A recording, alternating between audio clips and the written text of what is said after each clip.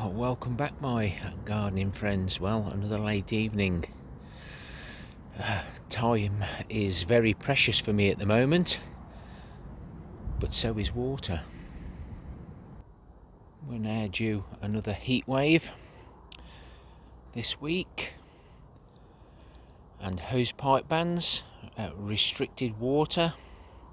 Now I know some of my gardening friends on allotments have a water supply, maybe not use hose pipes, but you can fill your cans. But water is getting desperate, and I've created lots of space to collect rainwater. So let's have a look around and see if it helps you save as much rainwater as possible, because rainwater is the best thing for our plants. Yes, we can fill containers with a hose pipe, let it stand, and it's reasonably good to use, but I do prefer rainwater with no water supply to our allotments, so less cost each year for each plot. So when I built the triple bin, I ended up adding a section for the leaf mould, so it's now a quadruple compost area, storage area. I recycled some sheets that I got for nothing, and as you can see, they're now looking a little bit tatty, but they still do a good job. And all this water ends up via guttering into this container, and then each container siphons through there. So we've got 5 containers, 200 litres each, which equates to 1,000 litres just here. And as you can see, when I do have time, I do water, but we've still got a good supply. And another way to save water is to use a wick system. I haven't used it here, but these bins will be emptied, and I shall put some wicks into these containers there, right to the bottom, to draw up the moisture and only use what the plants need. So they've dried out, or you can water them too much. But this way, watering from the bottom, you don't give too much. The plants only take what they need. The sheds are now all joined together. It wasn't like this when I first started my allotments, and all that water goes into some galvanised tanks. Up there you can see I fill that 200 litre barrel, and it's a gravity fed through a timer for my long roots, so I don't waste water that way or not give enough. So we're at the back of that shed, and halfway down the guttering stops and fires it straight into this tank here. And as you can see, we're halfway down it. Well, perhaps not halfway down. Still got lots to go. And we've still got a ready supply of water here. We've got 3 blue barrels which are hidden, which are all full with taps on, so when I need to collect water from here, I can do. When that lowers down, I turn the taps on and let the water through, but we haven't had to touch any of that water this year so far, because we did get some rain earlier on in the season which topped everything up. The remaining shed roof then comes across down into this galvanised container, which was on the allotments when I first arrived, and there you might see some polycarbonate set at an angle, so basically it's a V shape. I didn't mention that earlier. and that goes all the way down. So we're collecting quite a few square meters of rainwater just with that, and it keeps this area dry, and it's now a good storage area, and it has been like this now for a couple of years. Well worth doing, all for free of course. So the water comes down here into here. We then pump the water using some 12-volt pumps from into this one, and then we pump it from there over to there. As you can see, that one's dropped down because I'm now using a sink, where before I'd used to waste water. I can just turn the tap on now. It's very slow, but I can always cheat by using a watering can to help fill it up. And then when I drain the water off, it goes into the watering can. So all the silt and debris can be put back into the allotments. I don't like to take any vegetables home with soil on them.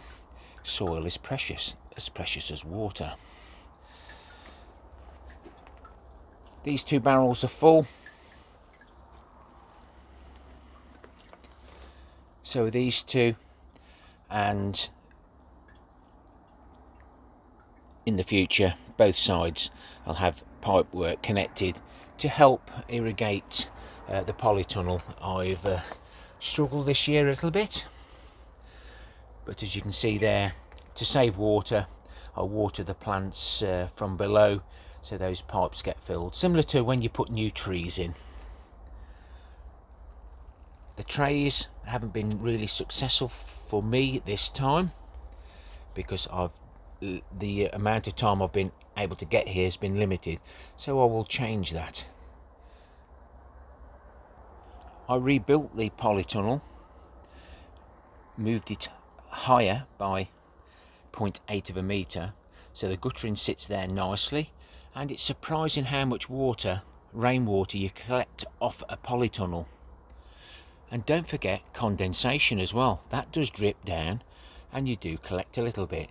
So we collect water from both sides, it drops into that barrel, and then it siphons off over that direction, and also this direction. All the barrels are interconnected, and I think there's over 2,000 litres all connected together, and I'll probably only collect water from this one and this one. But all the barrels are interconnected, in between all the weeds and nettles that I haven't been able to keep control of this year, because of my circumstances have changed.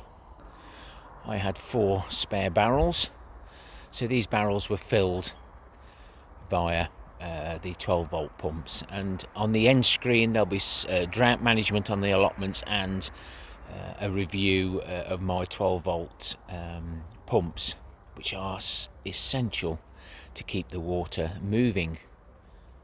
But to keep the water moving, you need a solar panel, which is nicely hidden behind a bug hotel, and the energy collected with a solar controller to various batteries. That's a battery to my car that's in storage, but this does work really well, and then it's interconnected to various switches, and via the interconnecting plugs, which I've got all the same, I can then operate the pumps. Some are whale pumps. I think this one's a different one. I've got a spare one, and that black bit of rubber is actually a handle off a wheelbarrow. It fitted just nicely over there and just nicely inside that pipe, so I can effectively move water where I need it. But the actual siphoning system has worked really well for me and saved me a lot of time grabbing buckets, moving water around. Most of it's now all automated via the gravity, the siphoning system. That was just a little look at at plot 3. Let's go and have a little look at plot 1 and see what we've got going on here. This was my manure runoff and the rain was getting to it, so I put 2 of these roofs on. They were able to lift them up so I could get inside to get the manure out. They now hold any compost materials that I find unscrupulously dumped by the cannabis growers, and via a couple of pipes, again we're using the siphoning system, but because we've got less water on here, you can see we're getting low. I wouldn't want to take much more out of that, because if I do, if any air gets into those pipes, then I have to redo the siphoning system. So we've got 3 barrels here. I'm hoping to have 5 in the future when we extend this garden into vegetable growing via a few more pallet collar beds. And unfortunately, the unseasonal winds that we got earlier on in the season, we ended up losing one of these. I haven't moved it because it was supporting my summer fruiting raspberry canes, but I do need to fix these securely. Some of the plastic's gone, so I might use some of the plastic off these to rejuvenate the quadruple compost bins, and then maybe purchase some more plastic, or hopefully find some in a skip, which we like to do if we can. Over there in the far distance, we've got, I think it's either 3 or 4 spare barrels to use, so 3 can go here. As you can see, the siphoning system works exactly the same even with that distance, so you could take your pipes even further. If you've got a slope on your allotment, ideal, but the barrels have to be level, else you'll lose water. Another spare barrel, but we have been moving water about. This is my greenhouse, and we actually collect the water off the greenhouse, and I do have a video, if I can find it I'll drop it in, how you can connect the guttering and collect your water from there. But when this volunteer asparagus is dug up this time, I'll be able to have the barrels all up the side of the greenhouse between there and my boundary with plot 2, and it works really well. You get one good storm and you're surprised in how much water you can collect. Again, we'll be joining this barrel up, trying to get them all level. Now this is the barrel that is connected to my compost bin. This is just a bit of black plastic. There's a few holes in it, and a bit of bird poop as well. But this builder's plastic does degenerate and goes brittle, but again, it just helps. It collects a little bit of rainwater, and if I can connect them up, what you don't want to do is have a good storm for the water nowhere to go and just overflow. And I did that for many years, and it was very sad to see, especially when we get the weather that we've been having this summer. This allotment, if you search for hashtag starting a new allotment, you'll see how I started from scratch on this one. I built hibernate columns under there. I utilised the 2 galvanised tanks, which are looking sorry for themselves now, and the galvanised tank that was holed is now my compost bin. And again, all that water off there, all those sheets are recycled, repurposed. It drops down here on this side into this tank, and if you look up there in that corner, it drops down into that tank. And then we've got the pipes in there for siphoning, and it looks like my plot neighbour's helping himself to some of the water because he's absolutely desperate. So it looks like that's working well for him, and let's hope we get some rain very soon. But if we have a dry winter, we're all going to be in trouble, so it's best save as much water as we can now. Lots of pallets here. I like these pallets because you can put them up and join them together. On this my leaf mould collection, this is 2021's leaf collection, 25 1-ton bags. In there is 20 1-ton bags, condensed now to probably just over a cubic square metre. So they do break down really well, but it's just a bit of a mishmash, so I'm going to change it all and pop a roof on it just to collect a little bit more rainwater. A future project when I get time. Again, saving water, watering only what you need to. This is the gravity rainwater guttering system, wick guttering system. So we've got some taps, we've got a little float in there, and keep blurring out because it's getting so late. In there you've got the guttering and the wicks, and these plants are doing really well. So I'm going to do more and more wick guttering systems to save me time, because we're all getting a little bit older and the weather is so unpredictable. I've got quite a collection of wheelie bins. Some I'm storing here for home. When I was on the call outs, we'd used to get debris and everything left out, and we had to collect it. Old wheelie bins, so I did save some, collect some from there. Recently these were in a skip, so I helped myself, with permission of course, and I don't know what I'm going to do with them, but you never know. And here's some of the capillary matting that's probably off one of my trays, and it's really good stuff, the capillary matting. Lots of timber here from the decking at home. This was damaged fence.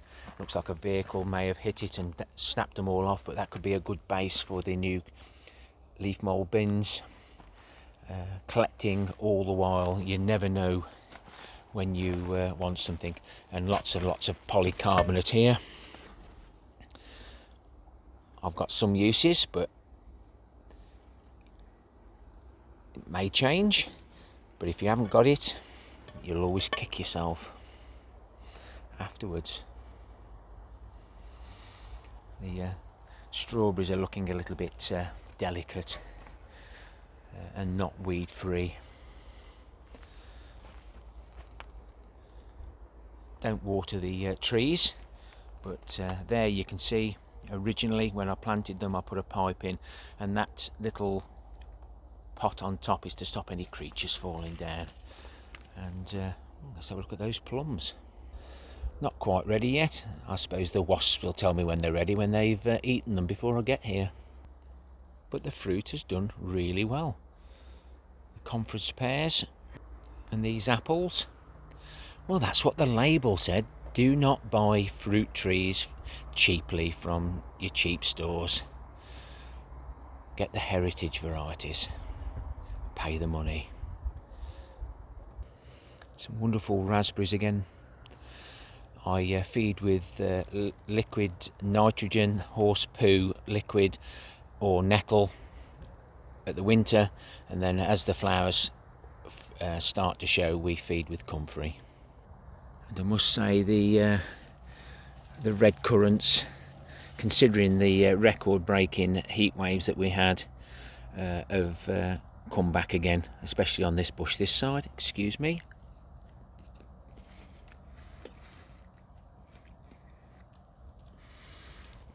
And they're very, very tasty.